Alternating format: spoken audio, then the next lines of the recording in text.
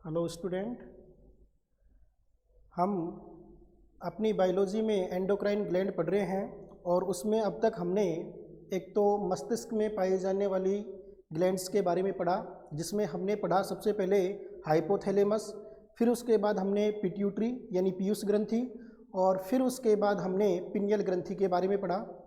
लगातार क्लास के बाद हमने थायराइड ग्रंथि, पैराथायराइड ग्रंथि और थाइमस यानी गले में पाई जाने वाली थायराइड ग्रंथि और इसी थायराइड के पृष्ठ भाग में पाई जाने वाली पैराथायराइड ग्रंथि और हमारे वक्ष भाग में यानी कि स्टर्नम और फेफड़े के बीच में जो हम पढ़ते हैं थाइमस ग्रंथि, उनका हम जिक्र कर चुके हैं। आज हम एक नई अंतःस्रावी ग्रंथि एंडोक्राइन ग्लैंड के बारे में पढ़ेंगे जिसका नाम है एड्रिनल ग्रंथि। तो आज हम अपनी क्लास में एड्रिनल ग्रंथि की संरचना और इनके कौन कौन से भाग होते हैं और कौन कौन से हार्मोन का ये स्रावण करती है उनके बारे में अध्ययन करेंगे। तो हम अपनी क्लास प्रारंभ करते हैं।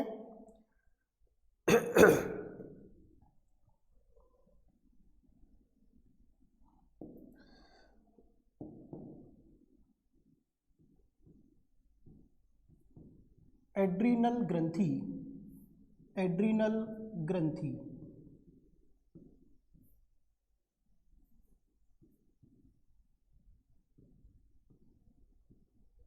एड्रिनल ग्लैंड,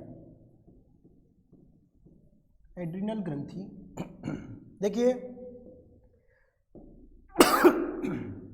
सबसे पहली बात करें तो ये जो ग्रंथि होती है ये कहाँ होती है।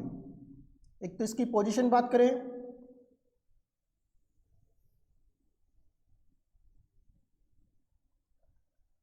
तो ये टोपी के समान वृक्क के ऊपर, टोपी के समान वृक्क के ऊपर स्थित होती है एड्रिनल ग्रंथि। हमारे शरीर में इनकी संख्या एक जोड़ी होती है, यानी दोनों वृक्क के ऊपर ये टोपी नुमा संरचना के रूप में जो आपको दिखाई दे रही है वृक्क के ऊपर, इसे एड्रिनल ग्रंथि कहते हैं। तो पोजीशन क्या हुआ इसकी बात करें, पोजीशन कहाँ पर है, वृक्क के ऊपर, वृक्क के ऊपर, वृक्क के ऊपर टोपी नुमा संरचना में, टोपी नुमा संरचना में, टोपी नुमा संरचना में, टोपी नुमा संरचना में यह स्थित होती है, स्थित होती है, अर्थात प्रत्येक वृक्क के ऊपर, प्रत्येक वृक्क के ऊपर ऊपर स्थित होती है।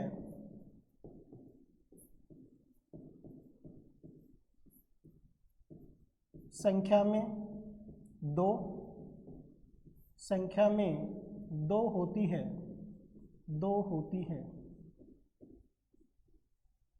संख्या में दो होती है, यानी एक बाएं वृक्क के ऊपर और एक दाएं वृक्क के ऊपर। ये क्या है, ये एड्रिनल ग्रंथि है, एड्रिनल ग्रंथि, एड्रिनल ग्रंथि। और ये क्या है, ये है वृक्क, ये क्या है भी, ये वृक्क है। वृक्क के ऊपर आपको इस प्रकार से ये ग्रंथि दिखाई देती है। तो अब हम यहाँ पर एड्रिनल ग्रंथि में इसकी संरचना पढ़ेंगे कि एड्रिनल ग्रंथि की संरचना कैसी दिखाई देती है, इसके कितने कितने पार्ट्स हैं और किस प्रकार से ये एक प्रकार से व्यवस्थित दिखाई देते हैं। तो हम देखते हैं एड्रिनल ग्रंथि की संरचना, एड्रिनल ग्रंथि की संरचना, एड्रिनल ग्रंथि, एड्रिनल ग्रंथि की संरचना, एड्रिनल ग्रंथि की संरचना। तो देखिए भैया, इसमें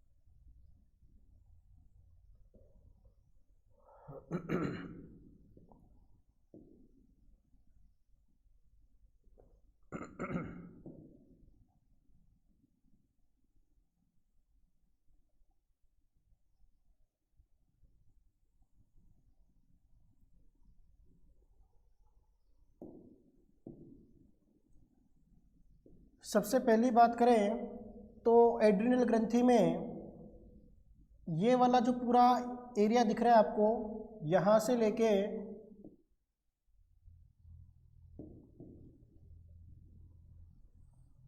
लेके यहाँ तक का जो पूरा एरिया दिख रहा है, ये एड्रिनल ग्रंथि का कोर्टेक्स भाग होता है। एड्रिनल ग्रंथि का कोर्टेक्स भाग, एड्रिनल ग्रंथि का कोर्टेक्स भाग है। इस कोर्टेक्स भाग में 3 क्षेत्र आ गए। सबसे बाहरी भाग जो दिख रहा है आपको यहाँ पर, ये कहलाता है जोना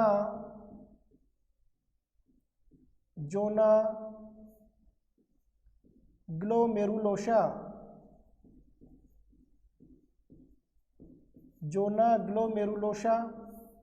दूसरा है जोना फेसिकुलेटा।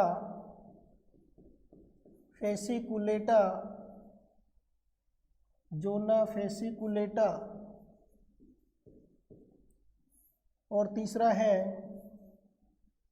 जोना रेटिकुलेरिस।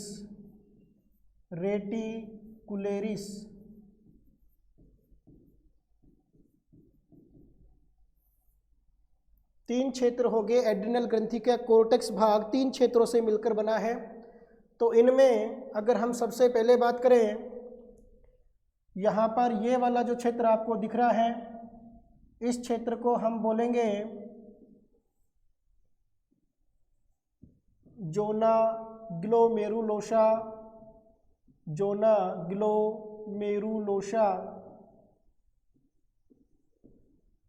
दूसरा वाला जो क्षेत्र आपको दिख रहा है, इसे बोलेंगे जोना फेसिकुलेटा।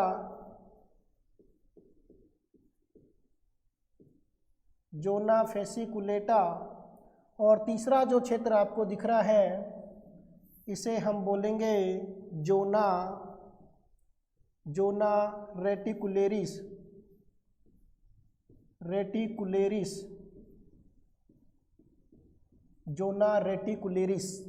तो ये तीनों जो क्षेत्र हैं, ये कोर्टेक्स के क्षेत्र हैं। ये तीनों क्षेत्र किस में आते हैं?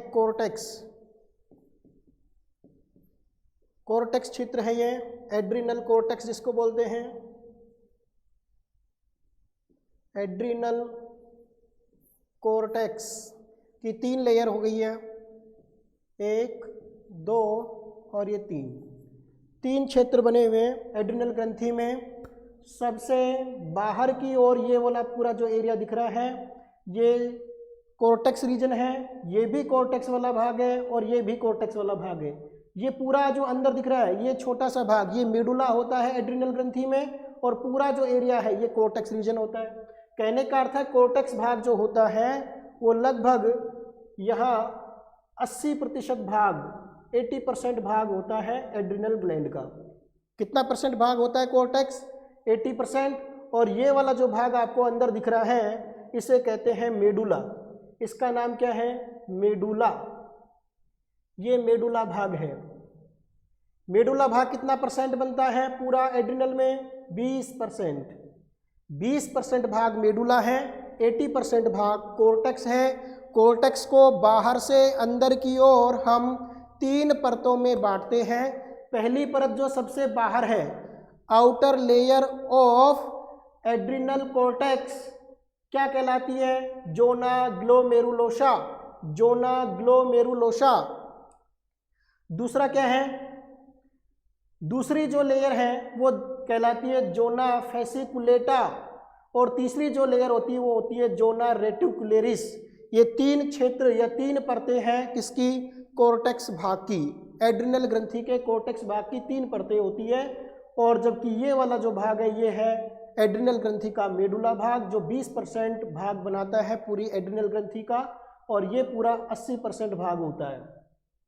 अब बात करें कि ये जो आपको दिख रही है एड्रिनल ग्रंथि, इसमें सबसे बाहर एक स्तर पाया जाता है, एक स्तर पाया जाता है। यहाँ पर अगर मैं बनाना चाहूँ ये एक लेयर,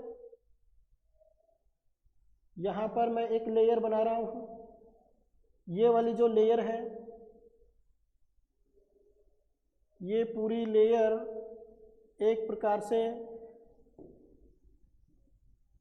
जो दिखाई दे रही है इसका नाम क्या है, ये संयोजी ऊतक की है, संयोजी ऊतक से बनी होती है, संयोजी ऊतक, संयोजी ऊतक स्तर, कनेक्टिव टिश्यू,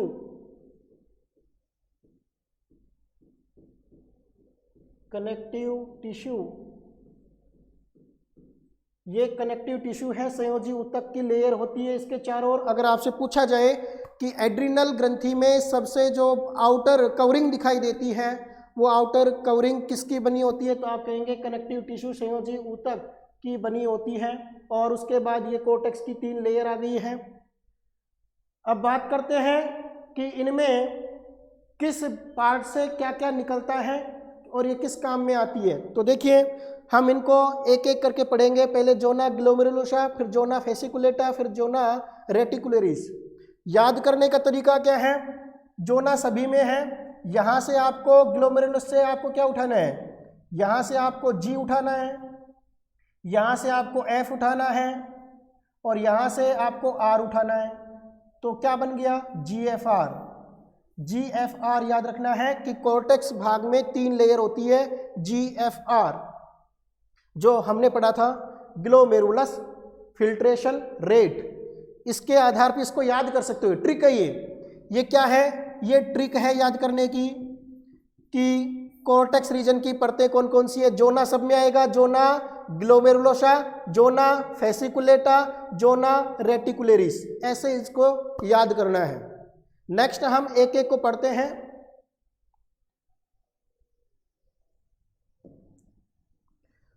अब हम पढ़ते हैं पहला पार्ट,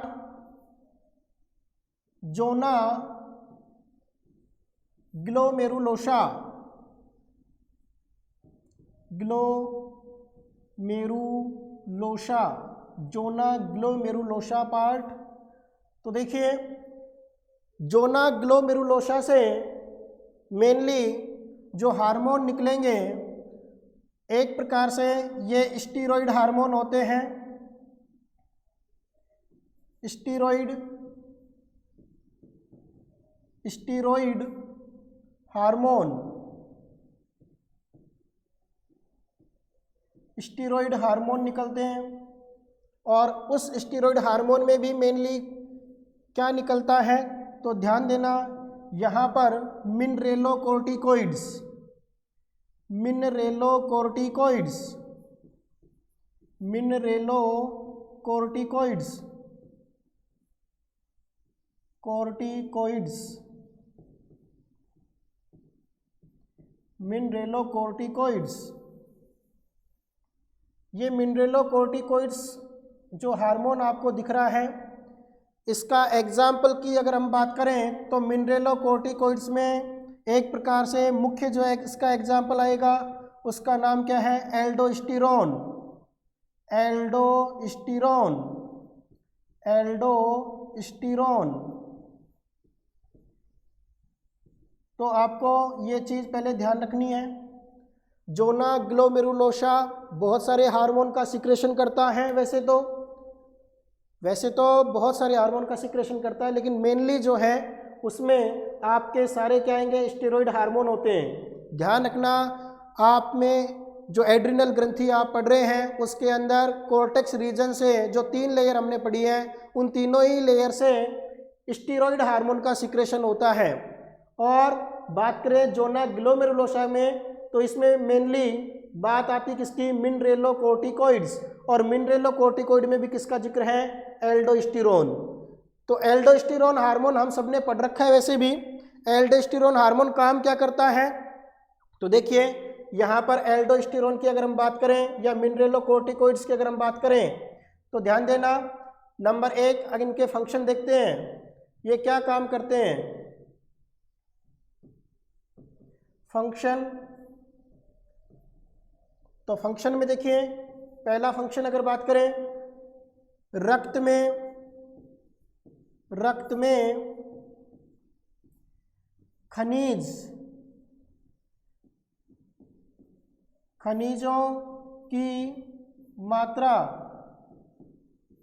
खनिजों की मात्रा का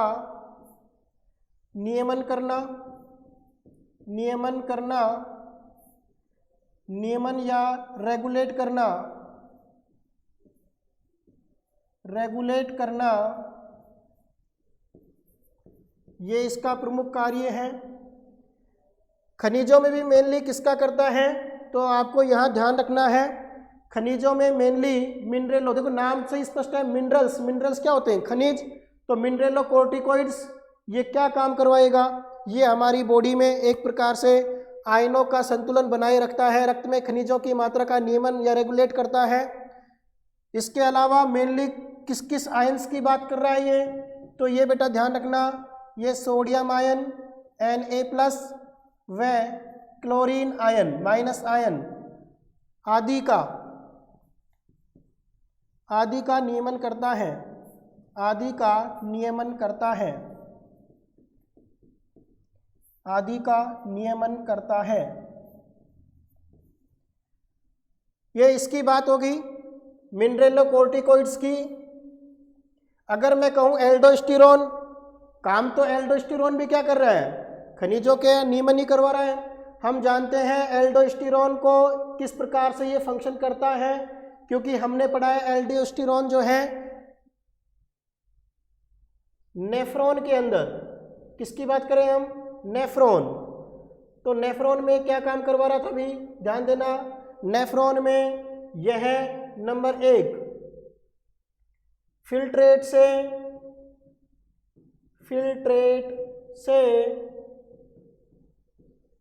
सोडियम आयन व कैल्शियम आयन व H2O आदि का पुनः अवशोषण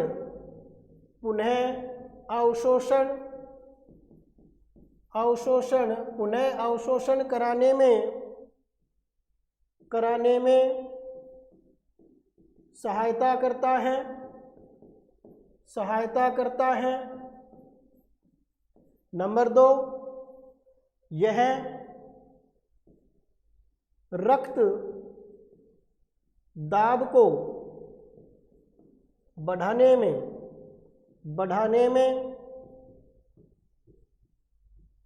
सहायता करता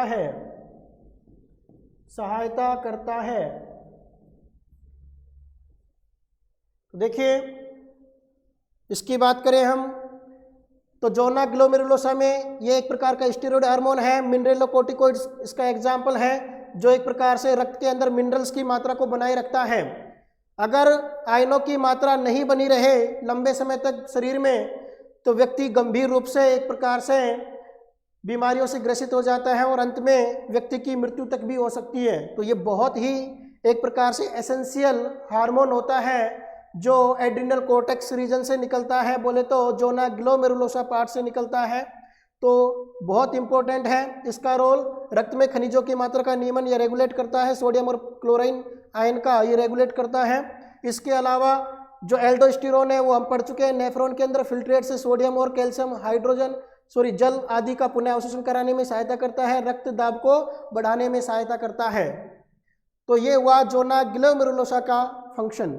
अब बात करते हैं नेक्स्ट, दूसरा पार्ट क्या है, जोना ग्लोमेरुलोसा के बाद हम बात करेंगे यहाँ नेक्स्ट किसकी, जोना फैसिकुलेटा।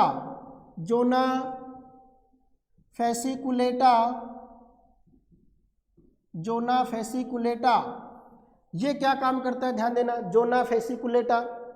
तो ध्यान रखना, यहाँ जोना फेसिकुलेटा जो आपको दिख रहा है, यह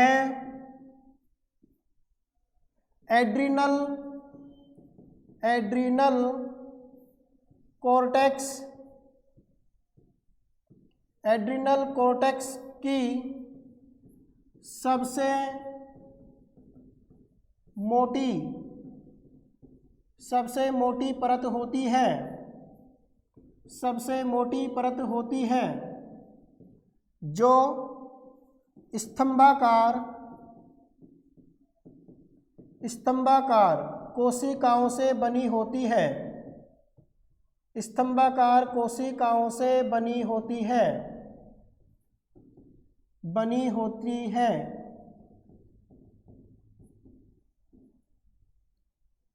एक तो इसकी ये चीज़ें आपको ध्यान रखनी है, ये मोटी लेयर होती है, सबसे मोटी यही है कोर्टेक्स में। दूसरी बात करें तो यहाँ पर इस भाग से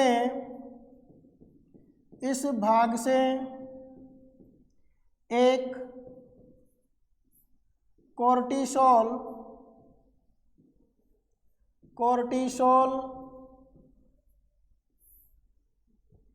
हार्मोन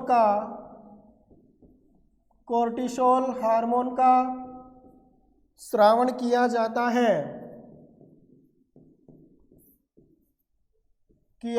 है। कोर्टिसोल हार्मोन का स्रावण किया जाता है। ध्यान दीजिए, यहाँ पे मैं यहाँ एक डायग्राम बनाता हूँ रफली सा।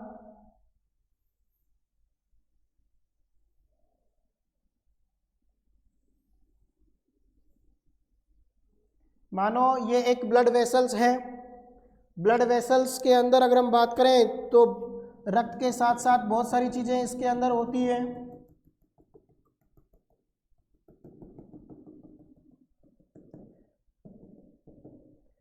देखिए, ये है हमारा लीवर, ये है क्या, मानो ये हमारा लीवर है, ये है लीवर,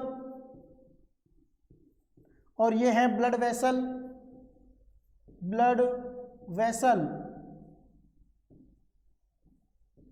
ये ब्लड वेसल, ये लीवर।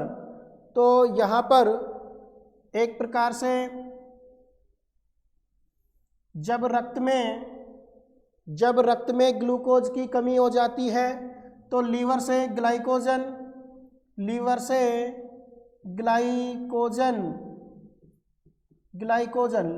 ग्लाइकोजन का एक प्रकार से ब्रेकडाउन होगा और यहाँ पर ग्लूकोज पहुँच जाता है। इसी प्रकार से फैट यानी लिपिड एंड प्रोटीन, हाँ जी, प्रोटीन का भी ब्रेकडाउन ये करवाता है, ग्लूकोज के रूप में बनवाता है। ये क्या बनवाता है? ग्लूकोज बनवाता है। तो ध्यान रखना, इस हार्मोन को हम क्या कहते हैं? इसको हम कार्टिसोल कहते हैं। और ये कार्टिसोल एक प्रकार से हमारे रक्त में ग्लूकोज की मात्रा को बढ़ाने का काम करता है। तो ये किस प्रकार से ग्लूकोज की मात्रा को बढ़ाता है? तो हम यहाँ देख रहे हैं कि जैसे ही रक्त में ग्लूकोज का स्तर कम होता है तो हमारे लीवर के अंदर जो ग्लूकोज होता है वो ग्लाइकोजन के फॉर्म में होता है। तो यहाँ पर ग्लाइकोजेनेसिस क्रिया हो जाती है और ग्लाइकोजन ग्लूकोज में चेंज हो जाता है और हमारे रक्त वाहिकाओं में ग्लूकोज का स्तर बढ़ जाता है। इसी प्रकार से ये कार्टिसोल एंजाइम यहाँ पर जो फैट है, वसा है, लिपिड है, इस लिपिड का भी लाइपोलाइसिस कर देता है। लिपोलाइसिस जिसको हम बोलते हैं लिपिड का एक प्रकार से अपघटन।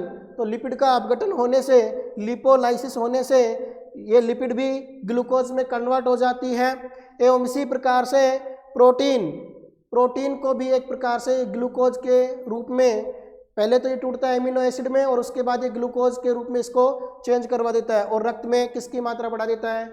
रक्त में ग्लूकोज की मात्रा बढ़ा देता है। तो ये है कोर्टिसोल हार्मोन। तो मैं यहाँ लिखता हूँ इसके बारे में नेक्स्ट करके लिखते हैं। नंबर 3 यहाँ पर कोर्टिसोल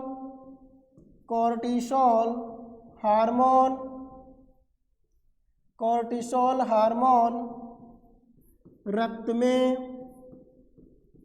में ग्लूकोज स्तर को बढ़ाने का कार्य करता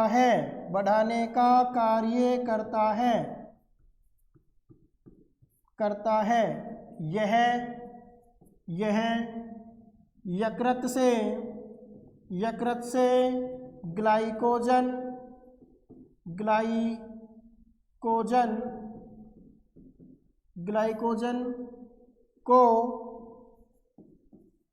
ग्लाइकोजन को तोड़कर उसे ग्लूकोज में बदल देता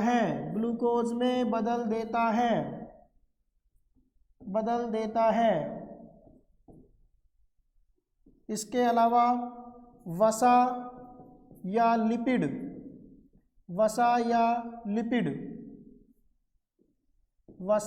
लिपिड को लिपोलाइसिस क्रिया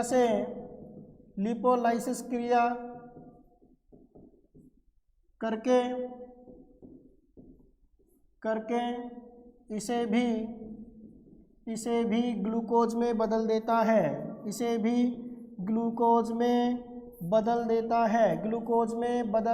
है। नंबर नेक्स्ट, प्रोटीन को भी ग्लूकोज में बदलवाने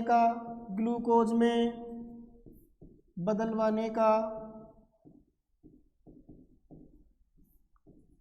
कार्य करता है।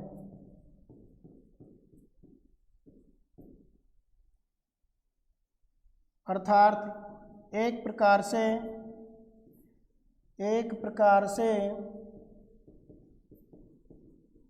रक्त में शर्करा के स्तर को बढ़ाता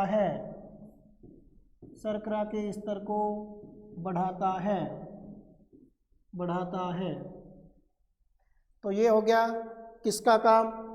तो हम किसकी बात करेंगे यहाँ, कार्टिसोल। किसकी बात कर रहे हैं, कार्टिसोल हार्मोन। आपको दिख रहा है हार्मोन क्या काम कर रहा है, ग्लूकोज स्तर को बढ़ाने का कार्य करता है। कहाँ, रक्त के अंदर। नेक्स्ट हम बात करें, तीसरा पार्ट कौन सा है, जोना रेटिकुलेरिस। जोना रेटिकुलेरिस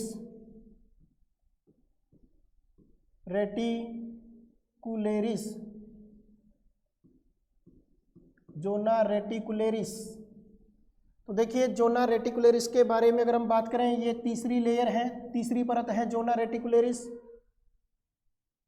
तो यह नंबर 1 इसकी बात करें, यह कोशिकाओं का छोटा स्तर होता है।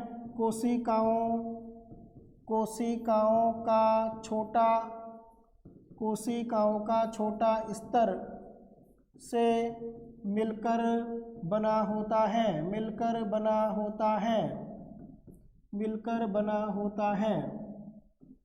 नंबर 1। दूसरी बात करें कि जोना रेटिकुलेरिस और क्या काम करवाता है। जोना रेटिकुलेरिस एक प्रकार से, नंबर 2, यह मनुष्य बोले तो नर व मादा लिंग हार्मोन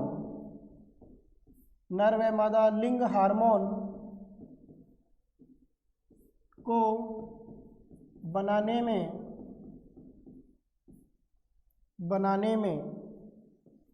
सक्षम होता है।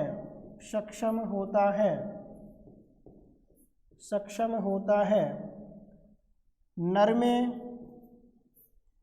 में यह एंड्रोजन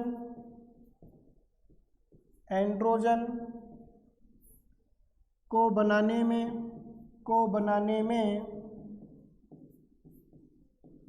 में सहयोग करता है। सहयोग करता है, जबकि मादा में यह एस्ट्रोजन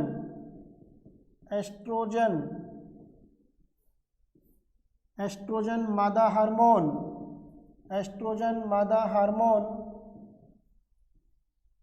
को बनाने में सहायता करता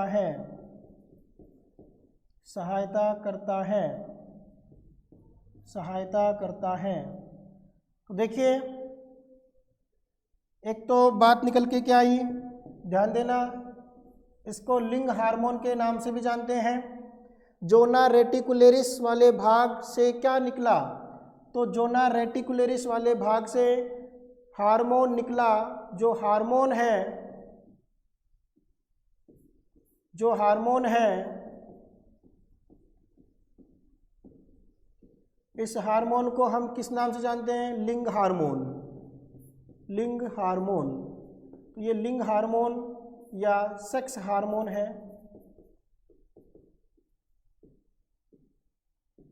लिंग या सेक्स हार्मोन होता है। वैसे तो ध्यान रखना, एंड्रोजन जो आपको दिख रहा है, ये एंड्रोजन, वैसे तो एंड्रोजन आपको पता है नर के अंदर वृषण में लिडिक सेल पाई जाती है और लिडिक सेल से एंड्रोजन पुंजन या टेस्टोस्टेरोन हार्मोन का स्रावन किया जाता है। लेकिन यहाँ ध्यान रखना, आपकी एड्रिनल ग्रंथि में, एड्रिनल कॉर्टेक्स रीजन में जोना रेटिकुलेरिस जो पार्ट है, ये भी एक प्रकार से एंड्रोजन हार्मोन बनाने में सहायता करता है, या अल्प मात्रा में ये भी एंड्रोजन हार्मोन, लिंग हार्मोन बनाता है। इसके अलावा ये जोना रेटिकुलेरिस वाला पार्ट जो है यानी लिंग हार्मोन, ये मादा के अंदर एस्ट्रोजन और अल्प मात्रा में प्रोजेस्टेरोन का भी सिक्रेशन करवाता है। तो ध्यान रखना, जोना रेटिकुलेरिस वाला जो पार्ट है ये लिंग हार्मोन का स्रावन करता है और इसी के प्रभाव से यहाँ पर एंड्रोजन का तो स्रावन होता ही होता है। मादाओं के अंदर कई बार हमें पुरुष वाले लक्षण देखने को मिल जाते हैं, यानी कि एक प्रकार से एंड्रोजन का भी स्रावन होने लग जाता है फीमेल में। तो जिसके कारण कुछ महिलाओं में एक प्रकार से दाढ़ी और मूंछ देखी जा सकती है, यानी उनके चेहरे पे बाल उग आते हैं। तो यहाँ पर द्वितीयक लैंगिक लक्षणों की अगर हम बात करें तो फीमेल के अंदर वो डेवलप होना शुरू हो जाते हैं। यदि एंड्रोजन हार्मोन का स्रावन ज़्यादा हो जाता है, लिंग हार्मोन का स्रावन ज़्यादा हो जाता है फीमेल के अंदर, और उसमें भी किसका, एंड्रोजन का, तो ऐसी फीमेल में चेहरे पे बाल उगाते हैं, यानी दाढ़ी मूंछ सी दिखाई देने लग जाती है। तो ये इसी का प्रभाव होता है। जोना रेटिकुलेरिस वाले पार्ट से सेक्स हार्मोन का अधिक मात्रा में जब सिक्रेशन हो जाता है एंड्रोजन का, तो उस समय ऐसी घटनाएं दिखाई देने लग जाती है। तो ये बात हुई जोना रेटिकुलेरिस वाले पार्ट में सेक्स हार्मोन की। अब बात करते हैं, यहाँ पर हम आगे चलते हैं और आगे हम बात करते हैं, ये तो 3 लेयर हो चुकी है किसकी, कॉर्टेक्स रीजन की। अब बात करते हैं हम किसकी, अब हम बात करते हैं एड्रिनल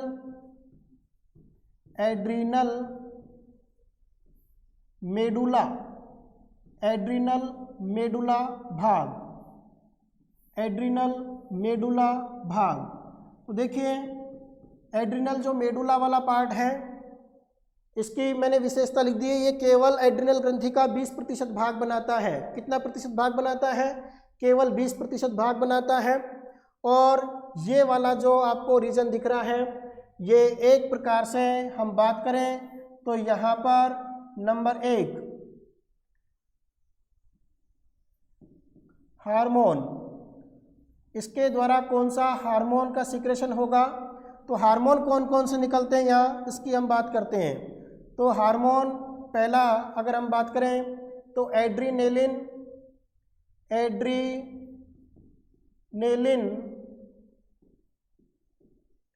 एड्रीनेलिन इसका दूसरा नाम, या हम इसको क्या बोलते हैं, एपिनेफ्रिन। एपिनेफ्रिन दूसरा हम बात करें तो इससे और कौन निकलता है, nor adrenaline, nor adrenaline,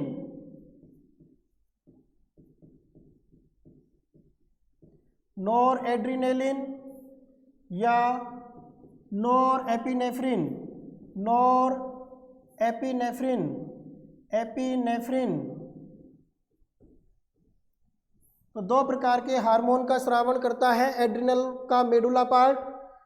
adrenal के मेडुला वाले भाग से जो हार्मोन निकल रहे हैं वो कौन कौन से हार्मोन यहाँ निकल रहे हैं, तो नंबर 1 एड्रिनेलिन या एपिनेफ्रिन, दूसरा कौन सा है, नॉर एड्रिनेलिन या नॉर एपिनेफ्रिन।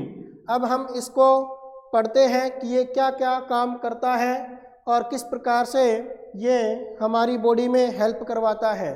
तो देखिए हम पहली बात करेंगे किसकी, एड्रिनलिन हार्मोन की। तो यहाँ पर मैं लिखता हूँ एड्रिनलिन हार्मोन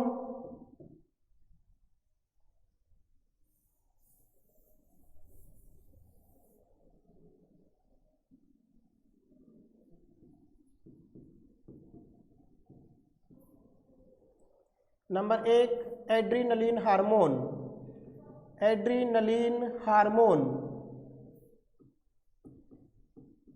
एड्रिनलिन हार्मोन। तो देखिए यहाँ पे नंबर 1 इसमें हम बात कर रहे हैं एड्रिनलिन हार्मोन की और उसमें भी हम पॉइंट बनाते हैं। यहाँ पर पॉइंट नंबर 1 क्या काम करता है, इसे आपातकालीन, आपातकालीन,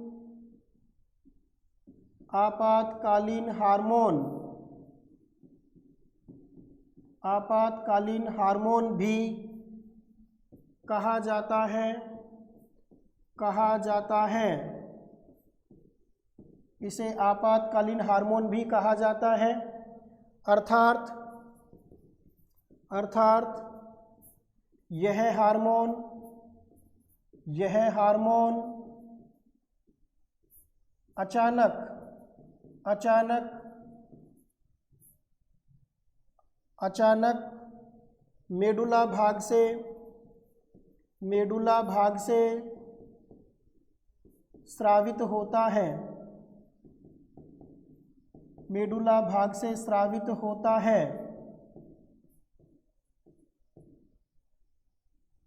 तो आपातकालीन हार्मोन क्यों कहते हैं भाई इसको, एड्रिनलिन हार्मोन को इमरजेंसी हार्मोन, यानी अचानक कोई घटना होती है, अचानक कोई घटना होती है तो हम तुरंत भागते हैं या एक डर सा महसूस होता है।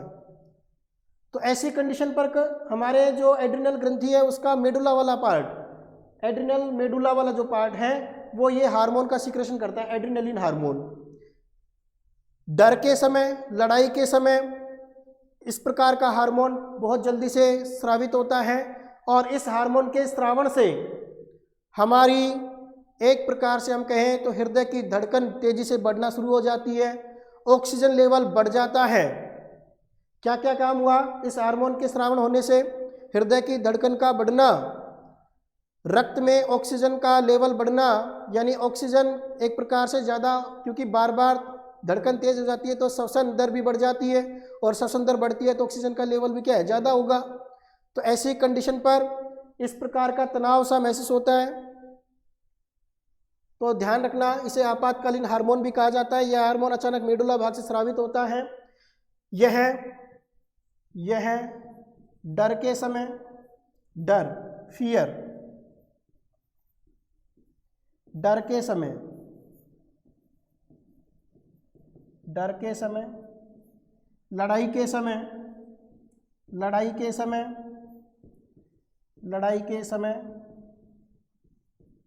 बोले तो फाइट, लड़ाई के समय एवं फ्लाइट,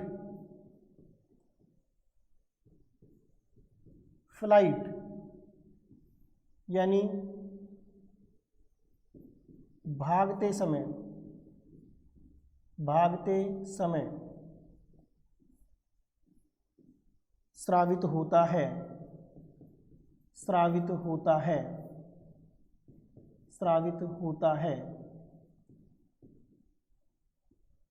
इस हार्मोन को ट्रिपल एफ ट्रिपल एफ की संज्ञा दी जाती है, ट्रिपल एफ की संज्ञा दी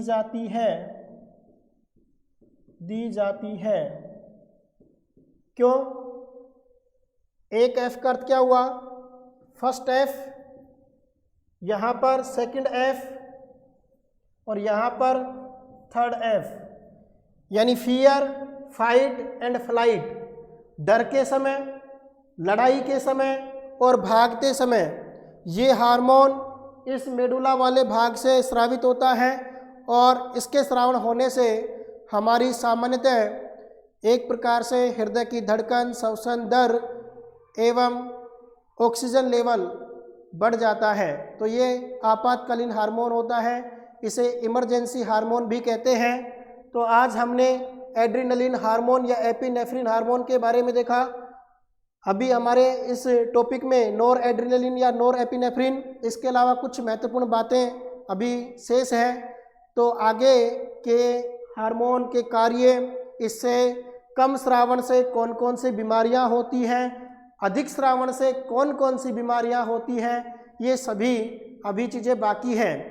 तो अगली क्लास में हम इस ग्रंथि से स्रावित होने वाले हार्मोन के, यानी अल्प स्रावण से होने वाले हार्मोन के क्या क्या प्रभाव हैं, कौन कौन सी बीमारी पैदा होती है और अधिक श्रावण हो जाए तो क्या होता है, वो सारी बात हम अगली क्लास में पढ़ेंगे। धन्यवाद।